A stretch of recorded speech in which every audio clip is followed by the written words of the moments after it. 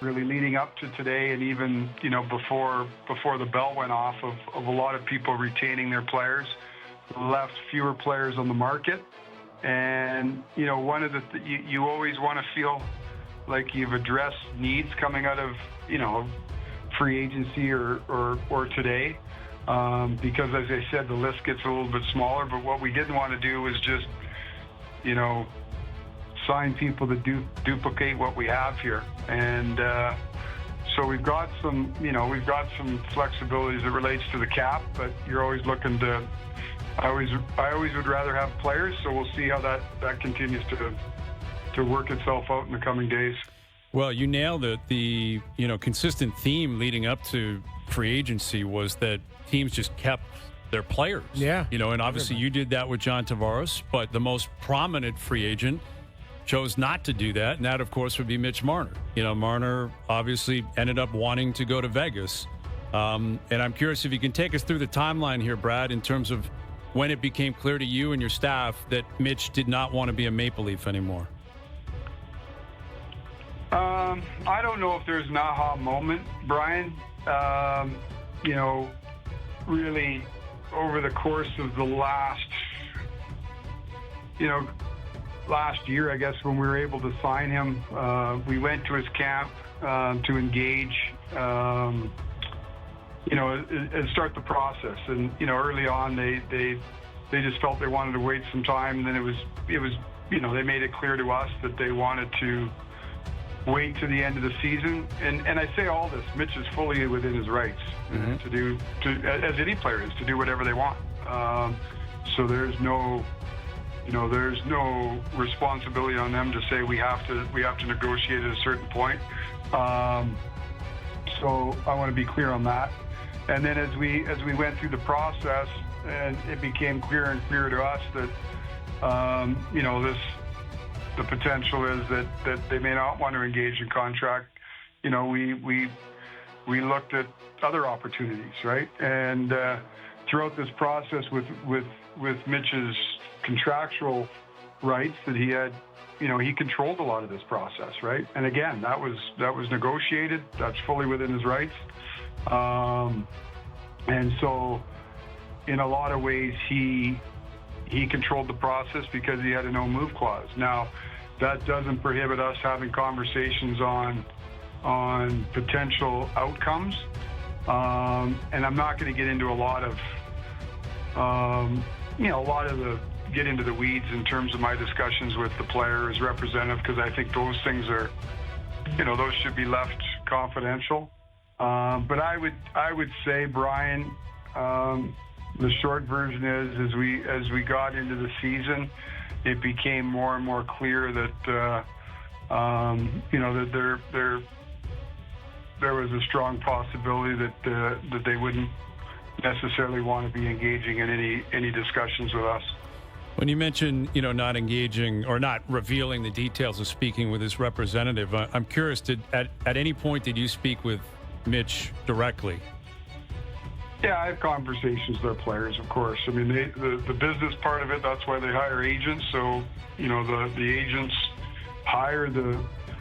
handle all the business affairs, and that's not, that's the way it should be, right? That's why they have agents to handle that. The player's job is to play.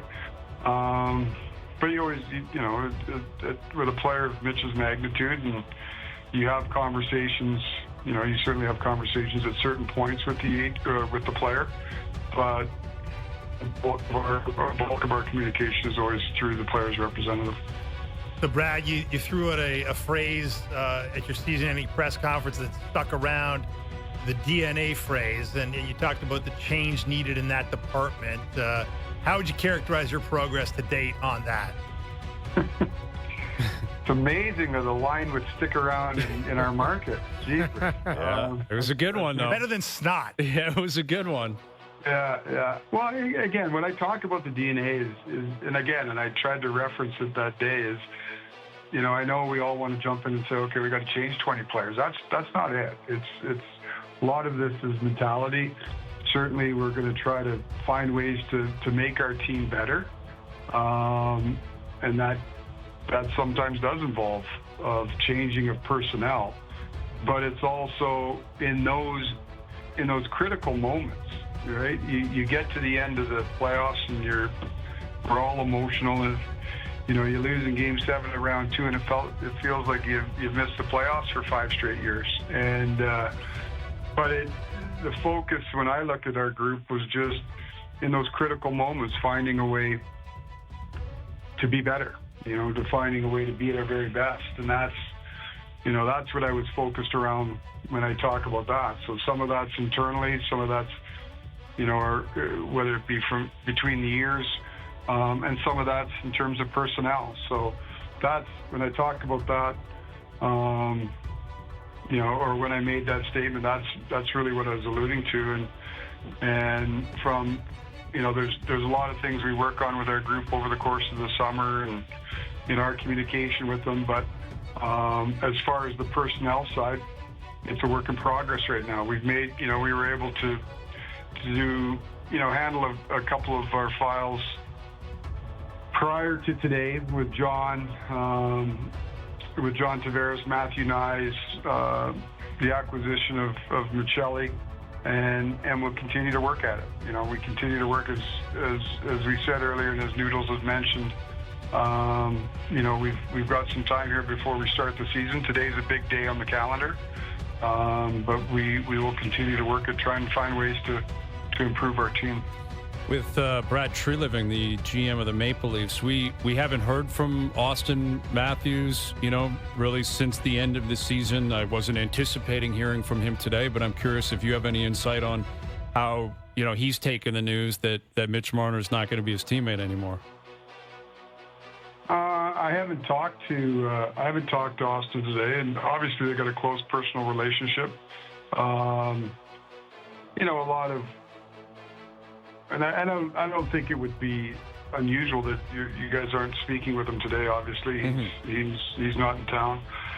But that's probably a question better suited for him. I know obviously they had a close relationship. But I also understand, what I found in this day and age too is players, they respect each other's personal business, right? They're a close unit as a team, but I think players around the league, everybody's got their own personal business to take care of. I think players are respectful of that. They don't want to infringe upon anything that's what I would deem personal business. But I also think that I don't think this is a shock to today.